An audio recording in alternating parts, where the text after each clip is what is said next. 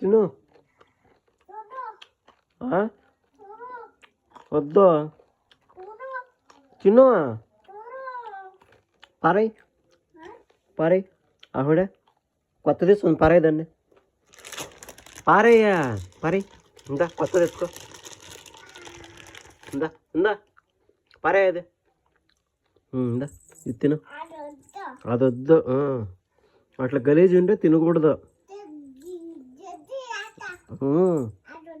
అదొద్దు, ఇది తిను.